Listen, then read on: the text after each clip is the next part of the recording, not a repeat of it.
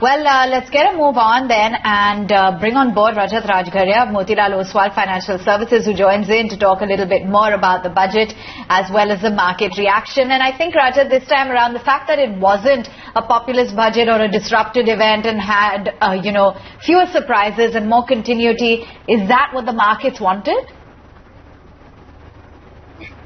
Well, I think if you just track the way the budgets have been presented over the last few years, while typically we do build up a lot of excitement, prior to the budget, it is kind of becoming a more intent document where the government specifies their priorities and a lot more about the number crunching around the fiscal deficit.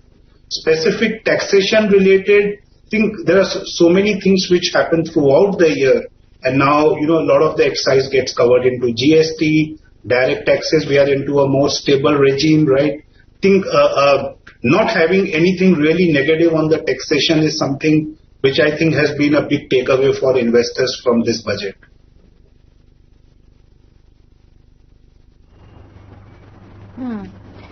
I wanted to also get in a sense, Rajat, as to how then you are playing some of the cyclical names given the kind of announcements that have been announced in the budget. Do you believe that they're good to go for a long-term play?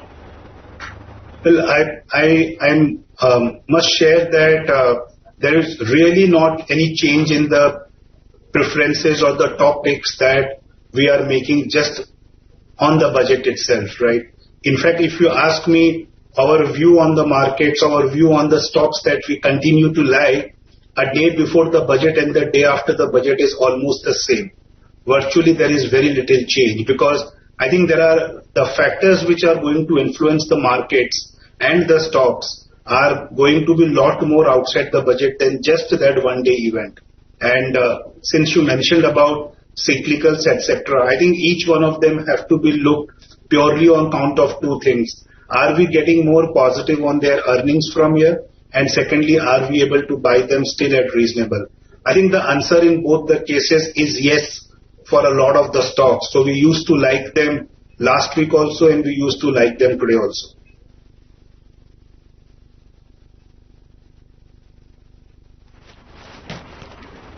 Right. Rajat, just understanding going forward as to what the market texture is going to be. While of course the budget has come and gone, but traditionally we've been chatting with our experts as to how the significance of budget on markets has been weaning off. Do you think from today itself it's back to really tracking global cues, what the Fed is going to do, and more importantly then what the RBI action is going to be? Whether RBI is going to continue to remain hawkish or are they going to change their tonality and align themselves with the government as they have so far and not be in a hurry perhaps to raise rates even though that the Fed may? Absolutely. I think the discussion is no more whether RBI will be hawkish or dovish. I think the discussion is that at what point of time we see the RBI also looking to raise rates, because this year I think the Fed has been on a very different tangent, increasing their rate bets from 2, 3, now people are talking about 4, 5. And given the inflationary pressures that you are seeing, not just globally, but in India, right? And some part of that is good also because that comes along with the growth. I think more importantly is at what point of time we see RBI raising the rates, whether it is in the next policy after next, right? I think question is more of timing. Question is not whether this year we will see the rate hike or not.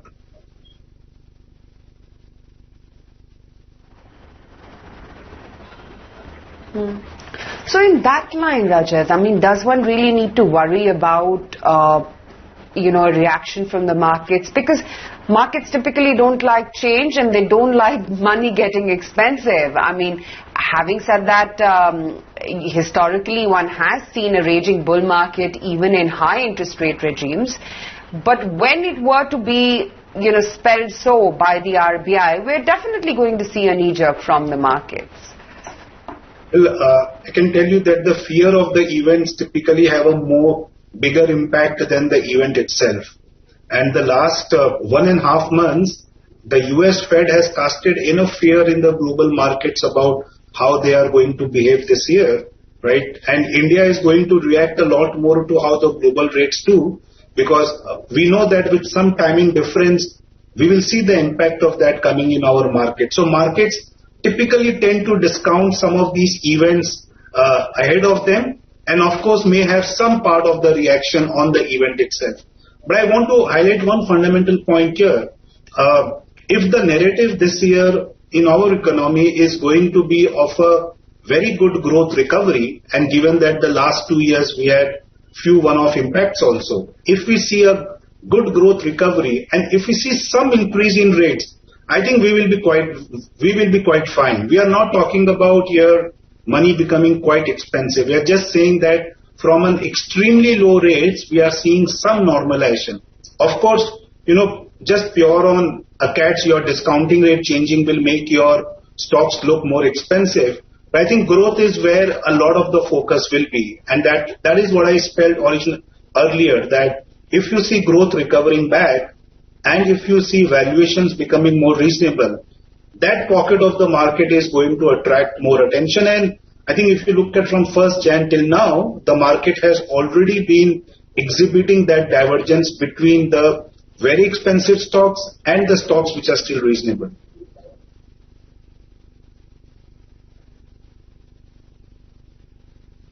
Good morning, Rajat. This is Nayantara. So let me try and put it in a very as crudely as I can. So if you've seen the third quarter earning results, we've seen resilience, right, from the corporates. The PEs and valuations on the stock markets may be a different story altogether. But after the big event of yesterday and in light of the rising bond yields, tell me, what are you folks at Motilal Oswal betting on? Like, are there any stocks that you figured out their fortunes are set to change after yesterday's budget? I think, okay, so let me also answer as straight as I can. I think what one thing that the budget does yesterday is that it continues the growth momentum in the economy. Point number one. Point number two, I think a lot of the growth has to come from outside the budget, which is from the corporate sector and the private consumption, right? The third thing that we need to watch here is how the rural economy shapes up, because that is at least one piece which in this entire earnings season we have seen some voices of concern coming in. But I think, please note that we are coming from a low single-digit credit growth to almost staring back, getting into double-digit in the next 1 to 2 quarters. We have not seen that over the last few years. Secondly, we are seeing almost all the top industrial houses talking about doing a capex cycle that they have not done in the last 5-7 years. And the third, right, the global commodities, which has partly caused the inflationary pressures, is also going to boost the entire capex and the working capital system. So I think growth recovering back, and whichever sectors will see that growth leading the charge would be the one. I agree to you that the PE valuations at all points of time don't matter. But I think at this point of time, the market is very wisely selecting on recovering growth at good valuation versus modest growth at very expensive valuation.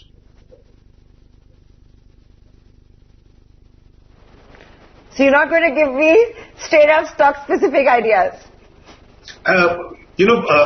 Just last night itself we released our post-budget document, which has a host of ideas both in large and the mid-cap picks. So let me just, I'll definitely spell out the names also because we have published that. But I think the 3 themes which I'm most positive on right now.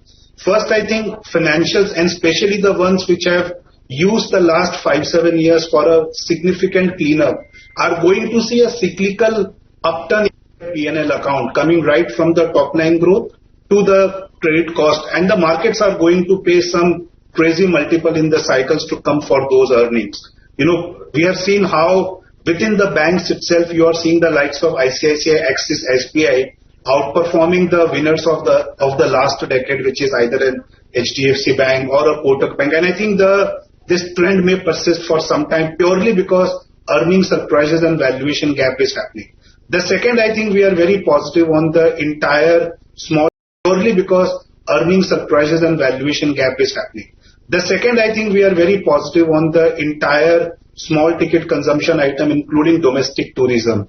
I think once we are fortunate and we are both happy that at least this part of this COVID has been very short-lived and we have started seeing things recovering quite back. I think people are going to move out, people are going to spend, Yesterday you saw the results of Indian Hotels, which is one of our top picks, which we have outlined. Again, fantastic numbers and a very good outlook. And I think the third space that we are quite positive on is some of these companies which got impacted temporarily either because of input prices or the supply chain disruptions. Select Auto, Select Cement. So, our note publishes all our topics within both large and mid cap. But I think please understand our common theme is that recovering growth at reasonable valuation will see outperformance this year. This year is not going to be the year like last where you started the year at a low and ended the year at a high. You had a almost a one-way up move. This year you will see volatility, but I think you will see a lot more valuation catch-up happening and not just expensive becoming more expensive.